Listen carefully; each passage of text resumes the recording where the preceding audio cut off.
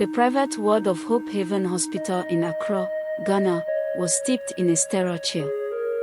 Machines hummed softly, their rhythmic beeps punctuating the heavy silence. Billionaire Kwame Asante lay motionless on a crisp white hospital bed, tubes snaking from his arms, an oxygen mask fogging with each faint breath. His face was gaunt, his eyes closed, as if he had already surrendered to the void. Outside the room, doctors murmured in low tones, their faces etched with resignation. They had exhausted every option: money, medicine, machines, but Kwame seemed beyond saving. Then, a soft voice cut through the stillness. It wasn't a doctor or a nurse. A 10-year-old boy named Kofi stood barefoot beside Kwame's bed, his tattered blue shirt and shorts stained with Accra's red dust. His face was thin from hunger, but his eyes burned with quiet determination. He began to sing, a soulful melody rising from somewhere deep within. No instruments, no choir, just his voice, clear and pure, like a warm breeze over the Gulf of Guinea. Kwame's finger twitched. A nurse gasped, her clipboard slipping slightly in her hands. The doctor, who had all but given up, stepped closer, eyes wide with disbelief. Kwame coughed, his chest heaving under the oxygen mask. Slowly, his eyes fluttered open, locking onto Kofi's. The billionaire, unresponsive for weeks, was awake, and he was staring at the boy whose song had reached him. 3 days earlier, 10-year-old Kofi darted through the chaotic lanes of Makola Market in Accra. His small feet navigated muddy paths, dodging vendors' carts and piles of discarded yam peels. A heavy sack of onions balanced precariously on his head, sweat glistening on his brow under the relentless Ghanaian sun. Kofi didn't complain. He couldn't afford to. 2 years ago, his world had shattered when his parents died in a bus crash on the Accra-Kumasi road. Miraculously, Kofi had walked away unscathed, not a scratch on his body. But instead of being seen as a survivor, his extended family branded him cursed.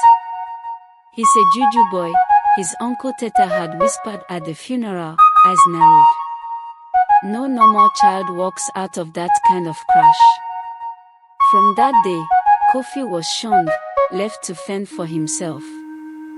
He dropped out of school and survived by carrying loads for market women, earning just enough cedis for a bowl of kenke and fish. But Kofi had one gift, his voice. At night, under the Adebroka Bridge where he slept among other street children, he sang songs for his parents, for the life he'd lost, for the pain he buried. Passers-by would sometimes stop, tears in their eyes, moved by the haunting beauty of his voice. One man had pressed a crumpled cedi note into his hand, saying, "Your song made my heart remember joy." Kofi clung to that memory.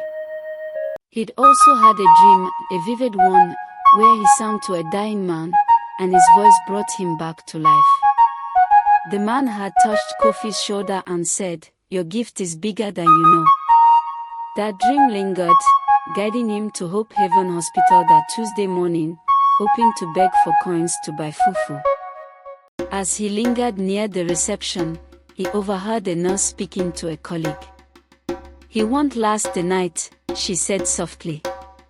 "After losing his son and wife, he's given up. Grief is killing him faster than the illness." Kofi stepped forward, his voice small but steady. "Who is it?" In the special ward, Kwame lay surrounded by machines, his life hanging by a thread. For 2 years, since his wife and son died in a plane crash, he had been a shell of himself. He refused visitors, barely ate, and had told his lawyers to finalize his will. Death seemed like his only escape. Kofi stood by the bed, his small hand resting on the cold metal railing. He closed his eyes and began to sing. The melody started low, like the hum of dawn over the Volta River. Each note carried warmth, hope, and something intangible yet undeniable. The room, once heavy with despair, seemed to lighten. The nurse who had brought coffee stood frozen, her breath catching. The colleague who had mocked him edged closer, unable to resist the pull of the song. Even when the stars fade, there's a light inside you still. Don't drift where we can't reach you. Come back. Come home. Kofi's voice rose gently, each word a whisper of hope. Kwame's fingers twitched. The nurse whispered, "Did you see that?" The colleague shook his head, muttering about reflexes, but his voice wavered. Kofi kept singing, his melody swelling like a tide. Then, with a sharp gasp, Kwame's chest heaved. His eyes opened, meeting Kofi's. Tears welled in the billionaire's eyes as he stared at the boy whose song had reached him where no medicine could. The silence in the room was no longer heavy, it was alive with possibility. By morning, the hospital was abuzz. The billionaire woke up, nurses whispered. A street boy's song brought him back. Journalists gathered at the gates, hungry for the story. Kofi was given a clean bed in a spare room, a plate of jollof rice, and a fresh shirt. He asked only one thing, "Can I sing for him again?" For the next 2 days, Kofi visited Kwame, singing softly as the billionaire regained strength. Sometimes Kwame slept peacefully, other times, he listened, his eyes fixed on Kofi as if the boy's voice carried echoes of his lost family. On the third day, Kwame spoke, his voice rough but clear. "Your song found me in the dark," he said. Kofi smiled. "You needed to hear it, sir." Kwame's recovery sent ripples through Accra. In Makola Market, vendors whispered about the boy who used to carry cans for Auntie Grace. Kwame, moved by Kofi's gift, adopted him, giving him a home in his sprawling OSU mansion. Kofi enrolled in school, excelling in music and science, dreaming of becoming a doctor. His platform, Melodies of Hope, shared his songs online, touching thousands battling despair. But not all were pleased. Across town, Kwame's cousin, Nisoa, watched the news with a scowl. "A street rat in my cousin's will," he muttered to his assistant. "Not if I have anything to say about it." A dark plan began to form in his mind. Kofi thrived in his new life, but danger loomed. One night, he noticed his meal smelled off. The chef confirmed it was tampered with, and tests revealed traces of poison. Strange incidents followed. His school books were shredded, his phone hacked. Kwame, suspecting foul play, tightened security, but during a board meeting, he collapsed and was rushed back to the hospital. The media buzzed with headlines, "Billionaire CEO in ICU again." Kofi stayed by his side, but fear gnawed at him. Seizing the moment, Ni produced a forged will, claiming control of Kwame's fortune until Kofi turned 21. He moved into the OSU mansion, sneering at Kofi. "This isn't your place, boy," he said, his eyes cold. The staff protested, but the documents looked real. Kofi felt the walls closing in. The mansion, once a sanctuary, now felt like a cage. He stopped singing, his heart heavy with the fear of losing everything again. One night, Kofi couldn't sleep. His old street instincts kicked in. Passing Ni's room, he saw light under the door and heard voices. "The boy's in my way," Ni hissed on the phone. "When he dies, everything is mine. Jonathan must not wake up." Kofi's stomach dropped. He recorded the conversation. Ni turned, confused. "What nonsense is this?"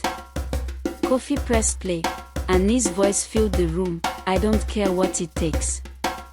Jonathan must not wake up." The lawyer's mouth dropped open. The police officer stepped forward, cuffs in hand. "You're under arrest for conspiracy to commit fraud, attempted poisoning, and forgery," the officer said. Ni shouted, claiming a setup, but he was dragged out, his protest echoing down the hall. Kofi exhaled, the weight of fear lifting. That evening, Kofi returned to Kwame's bedside. The doctor gave Kwame 48 hours unless he improved. Kofi pulled up a chair, took Kwame's hand, and sang. His voice was stronger now, like sunlight breaking through a storm.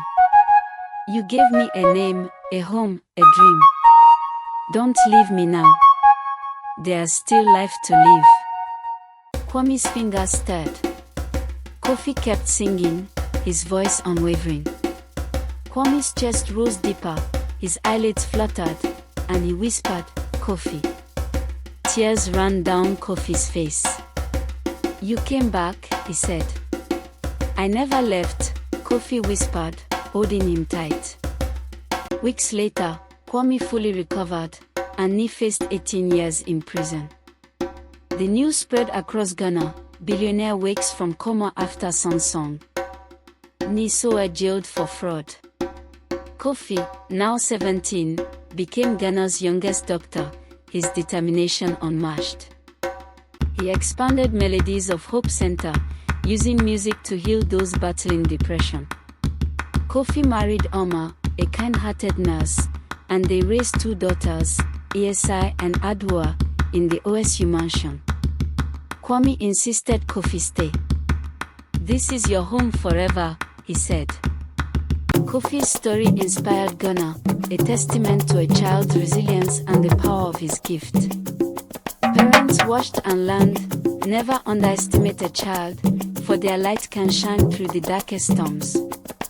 Joy now danced in every corner of the mansion, where pain once lingered. Thank you for watching. If you enjoyed this video, please give it a thumbs up, share it with friends, and hit that subscribe button for more awesome stories. See you in the next one.